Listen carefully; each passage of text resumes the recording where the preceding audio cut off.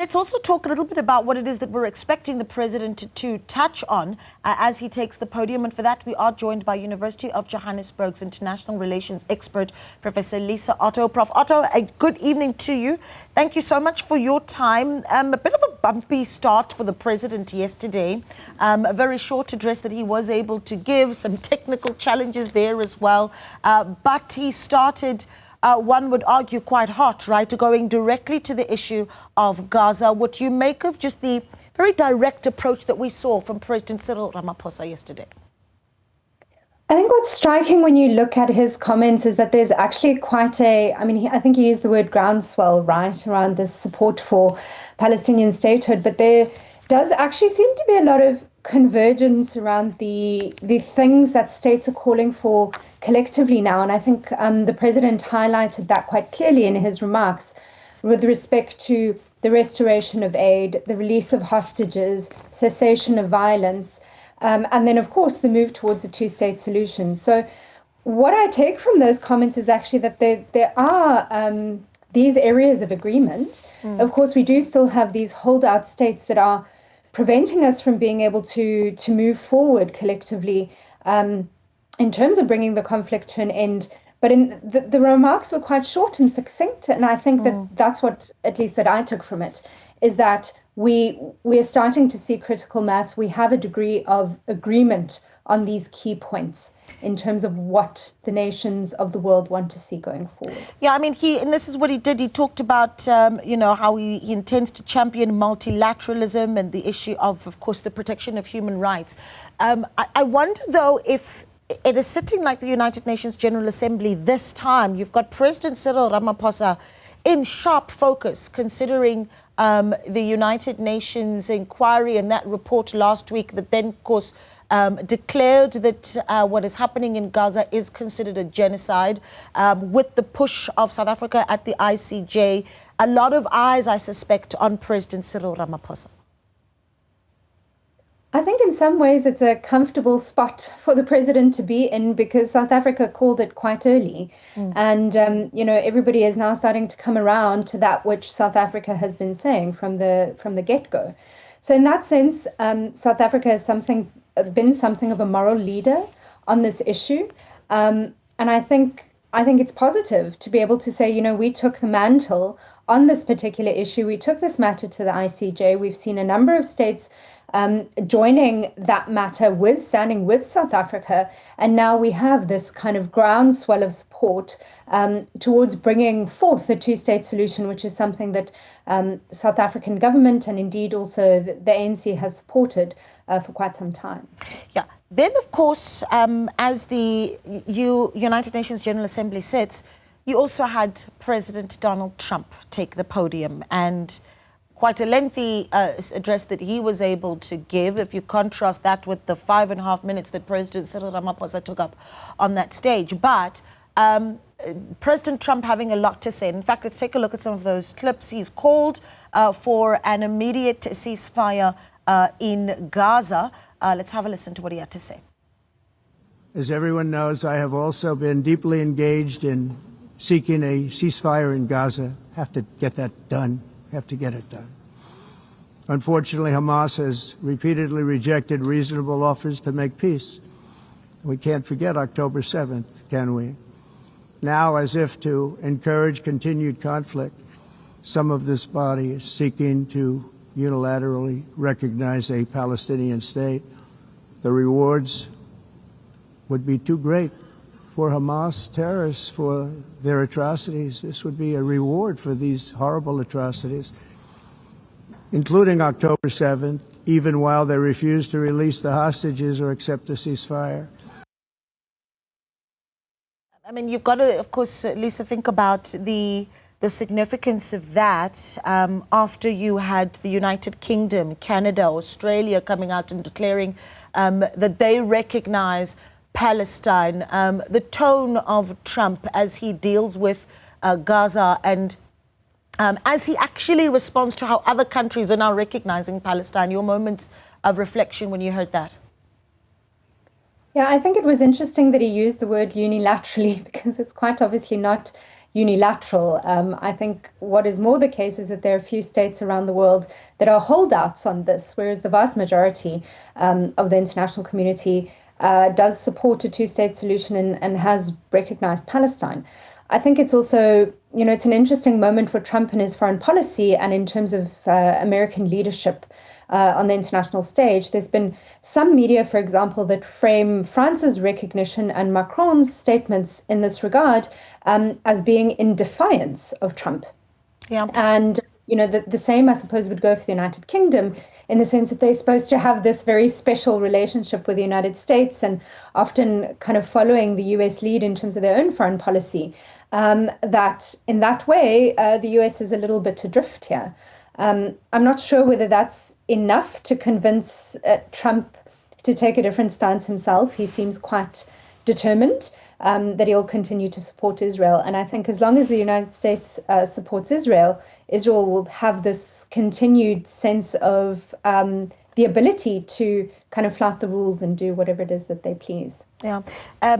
Again, Trump, incredibly colorful as always as he speaks, right? He talks about how he's been so impactful in the past 8 months at ending wars, 7 wars, in fact, and even questioned the role of the United Nations in peacekeeping. Let's take you back to that moment. There's never been anything like that. I'm very honored to have done it. It's too bad that I had to do these things instead of the United Nations doing them. And sadly, in all cases, the United Nations did not even try to help in any of them.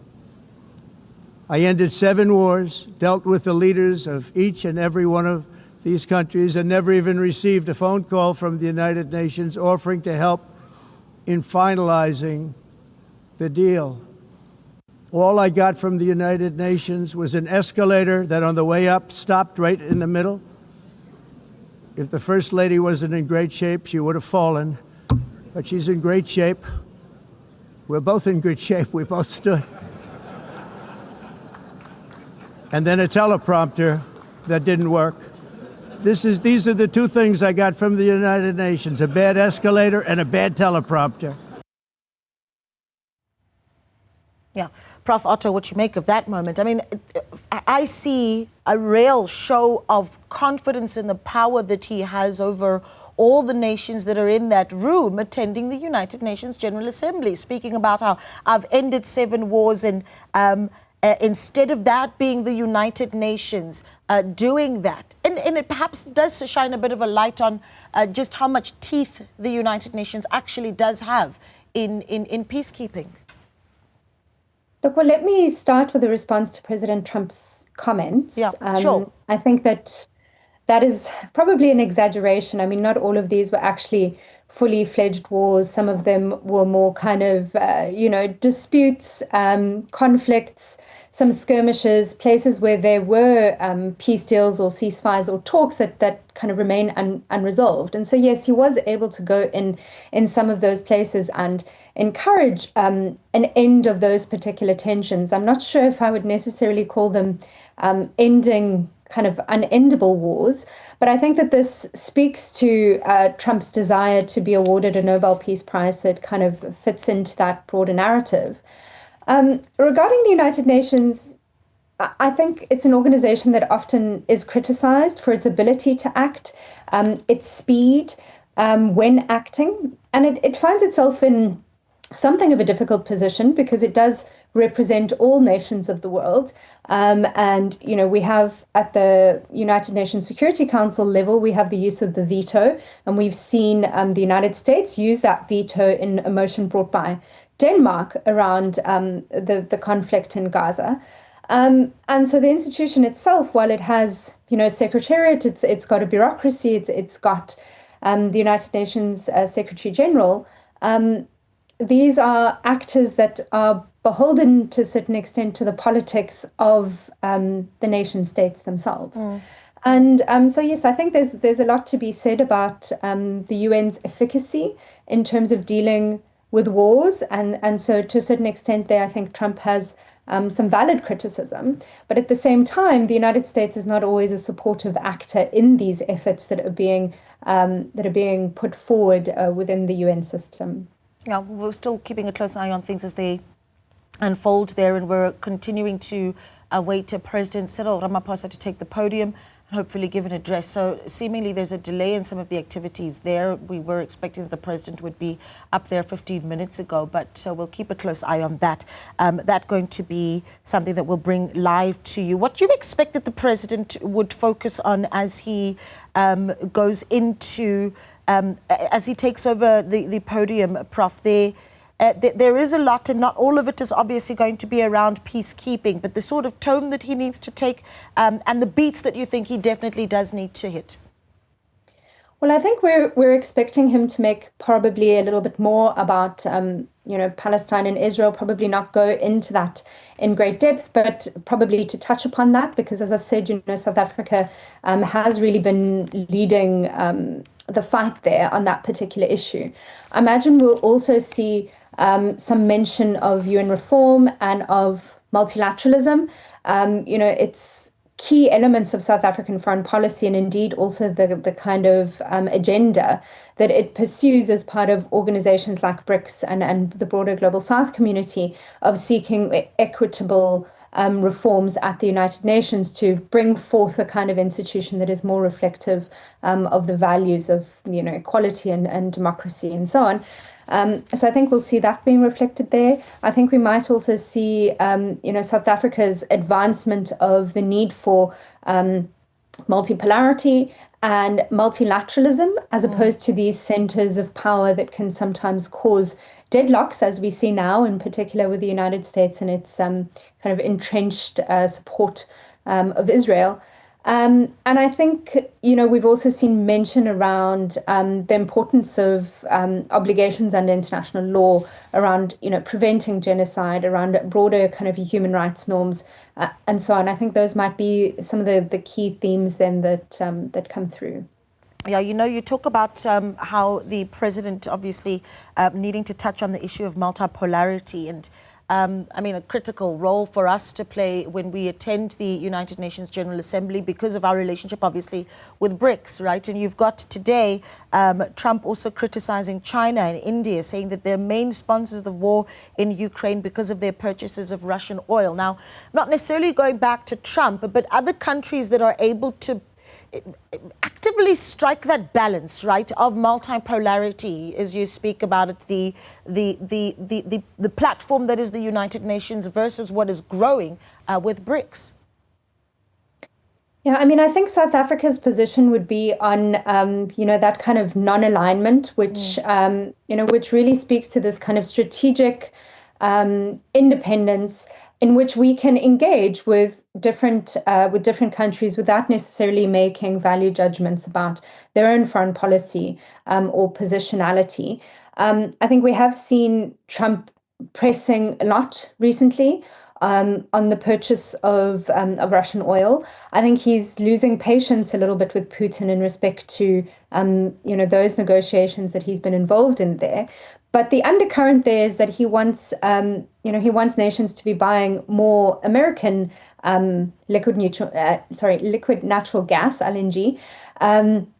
So it's really also about making America money. We've seen that as being a kind of key element of the trade negotiations that he engaged with the European Union. So I think we see these kind of undercurrents of national interest, or at least what different states are deeming to be their national interest, are also at play here. Yeah, Prof, we're going to leave it there, but thank you so much for your time. University of Johannesburg's international relations expert, Professor Lisa Otto, talking about expectations of what we'll hear from the president when he does take the podium there in New York as he leads that delegation to the United Nations General Assembly. Some themes that we're expecting. Those are live visuals coming from New York at the moment.